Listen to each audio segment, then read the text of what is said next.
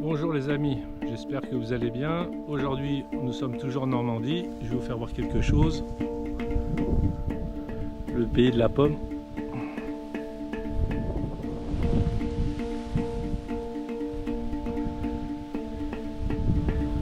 Alors dans cet endroit, nous allons retrouver beaucoup de pommiers, des poiriers, comme par exemple ici.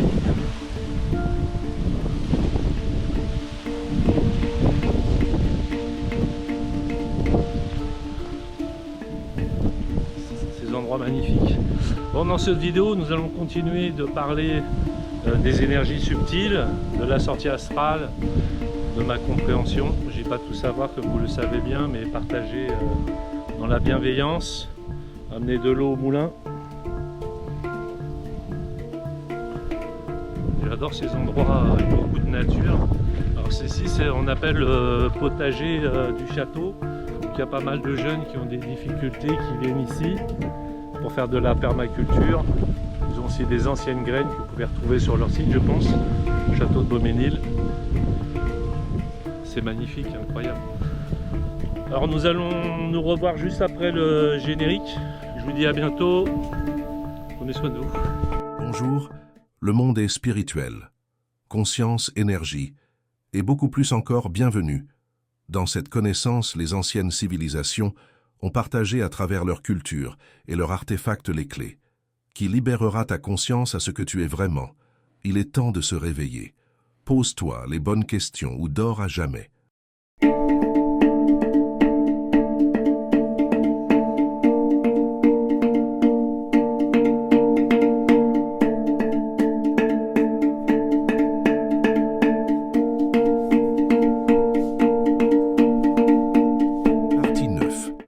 Dans cette partie 9, nous allons parler de la difficulté de nombreuses personnes de prendre en compte le monde invisible. On entend dire souvent que je crois ce que je vois.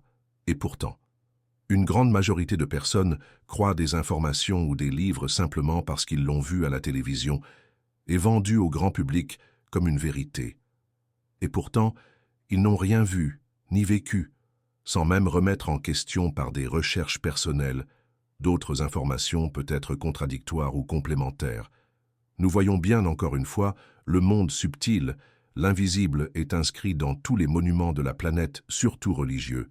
Cela se retrouve dans toutes les cultures sous différentes formes, un savoir ancestral. Et on pourrait croire pour la plupart des populations que toutes ces connaissances qui nous ont été transmises sont seulement des histoires mythologiques sans intérêt. Le monde moderne déconnecte l'esprit de ses origines spirituelles. Encore une fois, le paradoxe est que la science constate petit à petit une intelligence cosmique multidimensionnelle. Des grands noms, comme Einstein, et bien d'autres ont mentionné une intelligence sous-jacente derrière la création. D'autres personnes très connues, Nikola Tesla, disaient recevoir des informations techniques pour ses nombreuses découvertes lors de rêves. Et vous avez encore, Ousila, de nombreux témoignages sur la toile. Toutes ces choses ne vous seront pas révélées par des hommes de pouvoir, puisque leur but, c'est de vous contrôler dans la manipulation. Ils jouent un rôle dans un jeu parfaitement bien encastré, et tout le monde n'est pas pris en compte. De la même façon, n'attendez pas de sauveur. Les grands de ce monde vont voir le pape. Souvent, ils vont à l'église ou dans les temples selon leur tradition. Et pourquoi? Sortis de leurs églises, ils ne sont plus en adéquation avec les principes humanisme et ne respectent même pas les paroles saintes. Vous le voyez bien par tous ces comportements qui ne sont pas en résonance avec leurs pratiques et discours contradictoires, ils se mentent à eux-mêmes. Avec tous les moyens qu'ils disposent et leurs connaissances, pourquoi ils nous occultent ce savoir? Encore une fois, nous ne sommes pas là pour juger qui que ce soit, mais cela est simplement la remarque que l'on peut se faire. La plupart des gens vont croire ces gens qui font l'inverse de tout ce qu'ils disent.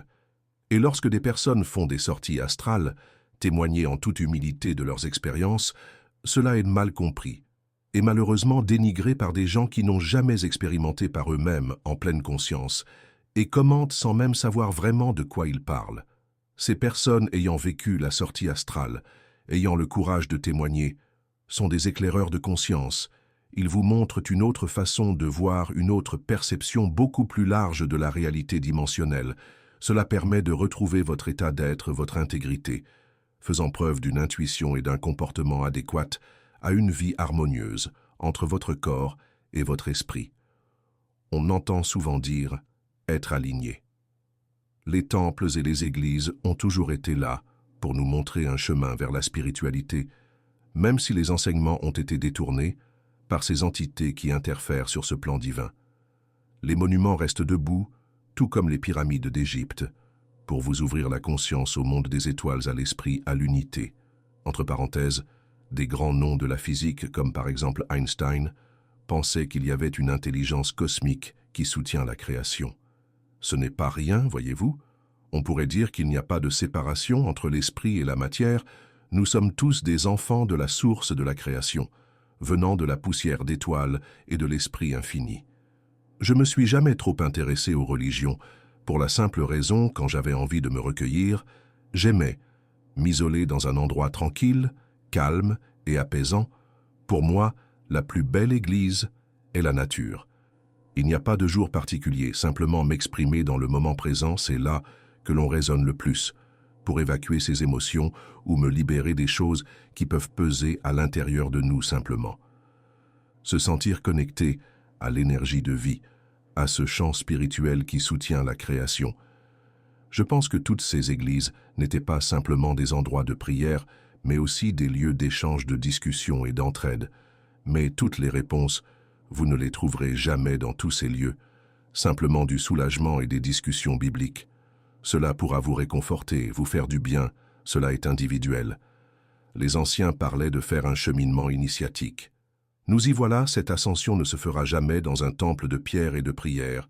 Il peut y contribuer en vous rappelant votre foi, en échangeant de vos expériences, comme nous le faisons ici, simplement et honnêtement. Cela se fera en votre corps, qui est votre temple, dans le silence et la vigilance, loin du bavardage de l'ego affûté à la matière. La magie s'opère dans la nuit, lorsque vous prenez conscience de vos rêves, ou vous pouvez vous réveiller par une sortie astrale. Cela vous ouvrira au monde multidimensionnel.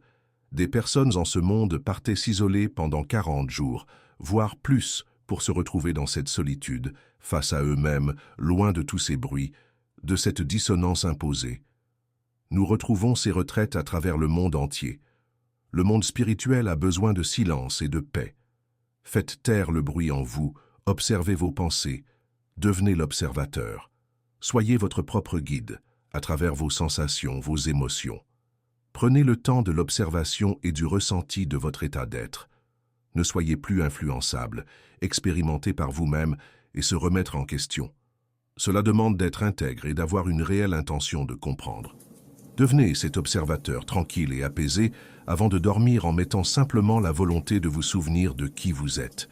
Vous savez, l'intelligence de la vie a fait les choses tellement complexes et remarquables que la plupart des humains de la planète pensent que tout est naturel et fait du hasard.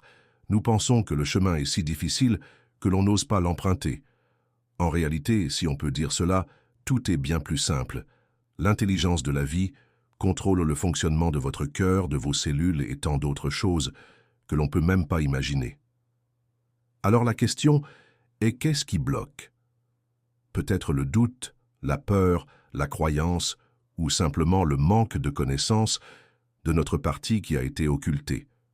Mais il y a toujours une bonne nouvelle, comme nous le disions sur les vidéos précédentes, tout est mémorisé dans la conscience collective et dans notre ADN. Nous voyons bien que nous traversons une époque de grands changements où les vérités remontent à la surface et dévoilent de plus en plus les manipulations, un changement individuel et collectif. La réalisation du soi est un processus personnel.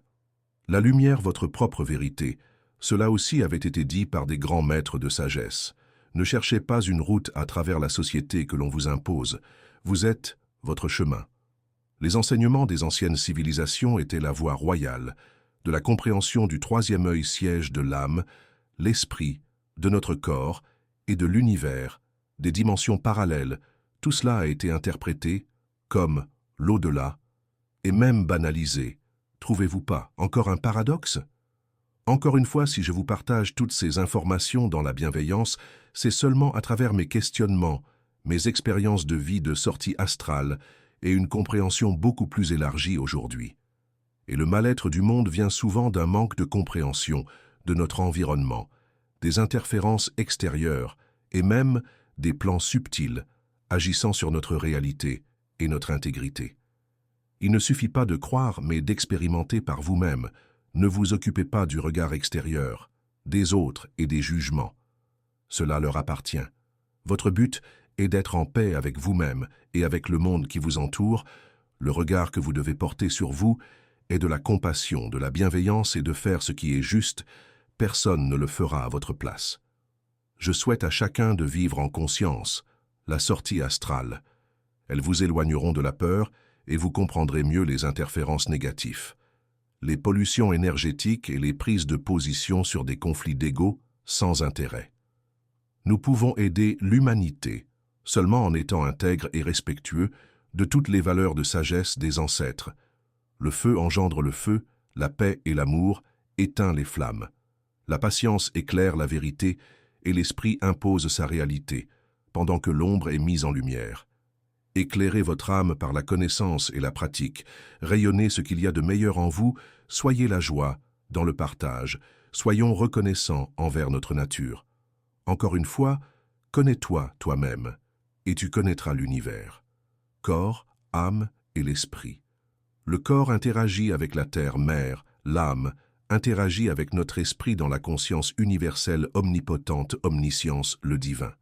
Le corps est votre temple. Cela aussi, vous l'avez déjà entendu. Soyez la meilleure version de vous-même. Voyez-vous, mes amis, je pense qu'il est temps aujourd'hui de se réveiller, de se poser les vraies questions. Nous voyons bien que ce monde tourne pas très rond.